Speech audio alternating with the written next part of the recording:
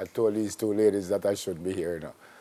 Name Harris, throw them born a date apart, them come inside and show off themselves. Anyway, we move on. How do structured meals affect our physical health and behavior? Well, nutritionist Dr. Tamika Stevenson Harris is going to tell us. Good morning. Good morning. And welcome to Smile Jamaica. Thank you so much. So this morning I thought I'd said the wrong thing, and then I realized that I did say the right thing about nutrition discipline. Correct. Which means what exactly? Okay, nutrition discipline, there are many aspects to nutrition discipline, but just to outline a few, what happens is that we think about in terms of timing of meals, we think about whether or not persons are missing meals, as well as think about the appropriate timing and scheduling of meals. So to start off, pretty much your morning, you talk about your breakfast.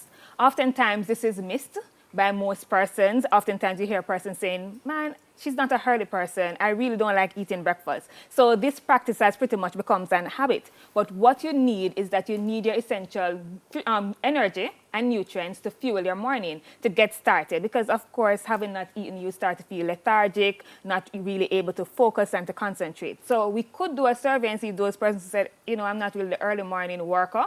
If it is that they are really having their breakfast to get their morning started.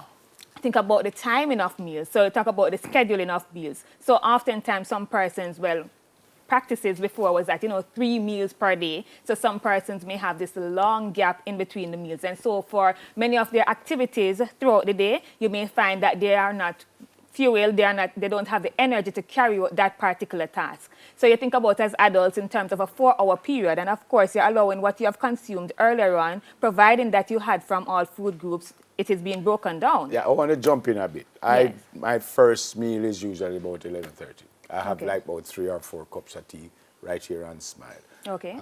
Is there a rule here that is a suggestion that you must have breakfast at a certain time, you must have lunch, and you must have dinner, or can I get away with having one good meal and kind of do a little thing? No, we don't talk about one good meal and just get away with it and having tea throughout the day, because what the tea is actually giving you, for example, you might have sweetened it with some sugar and some condensed milk or boxed milk, it may be. Now, that is not enough energy to last you up until 11:30 a.m. But not only that, there is no other essential nutrients there. You're just having just some free sugar, simple sugar that is just floating. Tamika, that means when I come here morning time on the set, you need to be provided. We have a plate, a breakfast, and the top with the well, if you haven't had it before, then might as well you should have breakfast. You should have breakfast. What about, you said timing is important. Correct. So, what, before 9 o'clock, before 8, before 10? So when we talk about timing, not necessarily in terms of to say before 8 o'clock or 9 o'clock. Some persons, for example, myself, and based on my schedule, I may have my breakfast at about 7:30 a.m. in the morning. Other persons, they may be rushing out to a 9 o'clock work, and so they might have eaten breakfast at 8 a.m. But what happened, your body have developed that cycle. And so, in essence, at that time, you'll find that around that time, you start to feel hungry, even if you're up before, and so persons eat. So usually recommend about 1 or 2 hours after persons have woken up, then of course they'll eat, and then you'll find out that the body physiological process in terms of the hunger kicks in, of course, and then you start it. But what you're doing, Neville, you're having 3 cups of tea. What you're having is that each time this is utilized in the bloodstream, you start to have another cup of tea to provide the body again with some energy to take it until 11:30. That is what is happening. I tell Tamika. And we talk about spacing, in terms of the spacing, so we're talking about 5 meals for the day. So we talk about 3 large meals and 3 snacks, or 3 main course meals and your 3 snacks. And some that's snacks in between. Spacing. Because it also helps snacks, you to eat. So some people will eat, like sometimes I'll eat once, like one big meal for the day.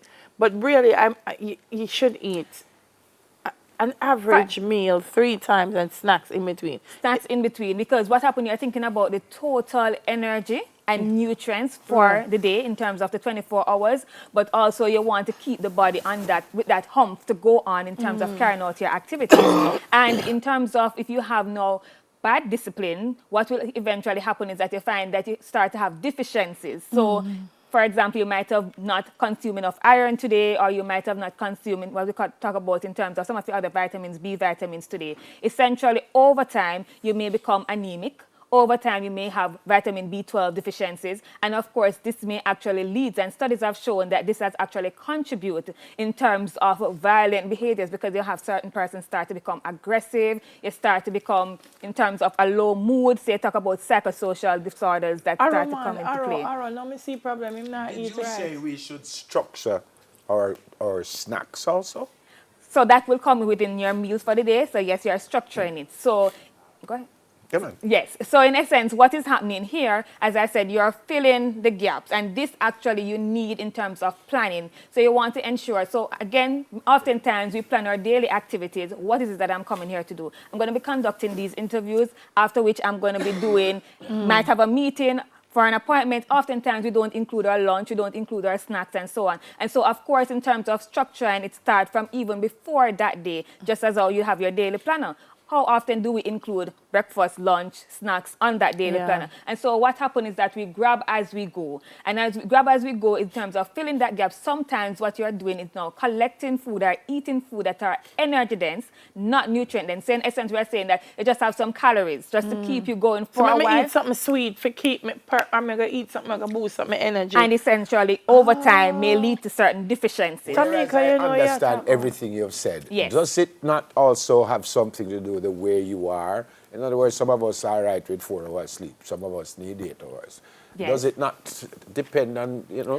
So our body has a particular, we call it the circadian rhythm. So what is happening here is that actually in terms of the body, need that 12 hours in terms of you eating. So metabolism is going to take place in terms of digestion. The food is going to be broken down, absorbed, and be utilized. And of course, you need another 12 hours in terms of to rest and to carry out low-key activities. But what is happening is that outside of your structure, sometimes we have helped to build that structure, because what happens is that that cycle can become interrupted. So you talk about those persons that are going for a long period without having something to eat. Eventually, they might have become used to that, and so they tend to be lethargic. Sometimes they may become lethargic and fatigued, and over time, as we talk about in terms of deficiencies. But not only that, productivity is not where it's supposed to be, and efficiency in terms of carrying out their daily activities. We're kind of hurting ourselves without even knowing we're hurting ourselves. Correct. And then it will show up later on. Yes, or even immediately. So we talk about loss of concentration, for example, in terms of the children.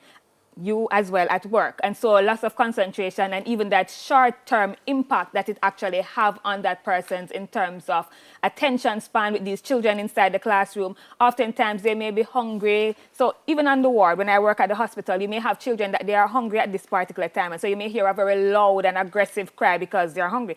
Over time, in terms of you leave that child in terms of crying, not that we do that at the hospital, but what may happen is that the cry may start to sound different and decrease. And so you see that also with our malnourished children when they come in. They're very lethargic, they're very weak, they're like nowhere in terms of looking and how they behave and not active. And so essentially we have a particular child that was like that, and as they started to be treated and food started to be reintroduced in the appropriate portion, you find that that child becomes very active on the ward, loud crying. And so at this point in time now, if there's any delay in that meal, because of course the utilization takes place, then you start to hear that child becoming very loud on the ward, and attention is being given. Of course, you realize that the child is very hungry and just eating. And I suspect one of the problems, Dr. Stevenson Harris, is that we really just don't know what to do. We don't know necessarily what food to eat and so on. Like that. In other words, I didn't know that me not having breakfast hurting me. I didn't know. Compare foolishness set up. Okay.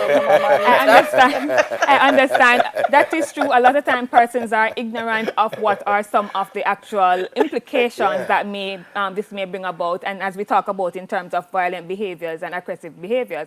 And so that is why we have now Jamaica Island Nutrition Network will be hosting its conference on the April the 2nd to the 3rd at Jamaica University College. And it's a non-governmental organization, and in a sense we will be looking at a few things in terms of nutrition development, in terms of intellectual and academic performance, obesity prevention, and as well as how violence and nutrition may be are actually related. There are some correlations there along as other social factors. As well as we'll be looking at the PEP. So we heard about the PEP this morning in terms of the segment prior. So we'll be looking at the PEP curriculum as well as for the tertiary institution, food and high school, secondary schools in terms of nutrition, food and nutrition syllabus, the new syllabus that came about. And so in essence, everyone is invited to this conference. We have teachers, nutrition advocates, parents, nutrition advocates in the workplace and at home, violence prevention advocates, all the professionals, because just like Never Bell here, who didn't know what are the appropriate things to take and the steps. So we have nutrition planning, meal planning. We're going to have a few workshops as well to integrate persons as well as to have some demonstration taking place. Thanks a lot for coming. Thank you so much for having us. Yeah, Thank you. Harris. Harris to the thing. And if you look in the dictionary, you will see the word Brilliant. Beside hungry. Harris. I'm being very Exactly. serious. You will see the word hungry. Hangry. Bounty killer. And we used to tease Bounty, say, no, no, matter about it. Bounty did have it for a long time. And it actually means that when you are very hungry, you get angry. Well, the I'm being very songwriter said, if you're hungry again, you're going to see me 9. You wonder what 9 were they talking about and was it really the hunger? It could have been the real hunger that has been associated and we see it in the lower socioeconomic groups among us. Jamaica, one good thing, me like what you said this morning. When I give you tea pan, you said something for Breakfast. Yeah, well, I was just going to say, as of tomorrow on Smile Jamaica, we break twice for news and once for breakfast. Awesome. So, nutritionist Dr. Tamika Stevenson Harris, 10 minutes to your health. We'll do it next Thursday. Oh, yeah, Harris, so that come here, They are come nearly talk gone about for breakfast. So we no, come no, back. I'm not ready. We're so cool.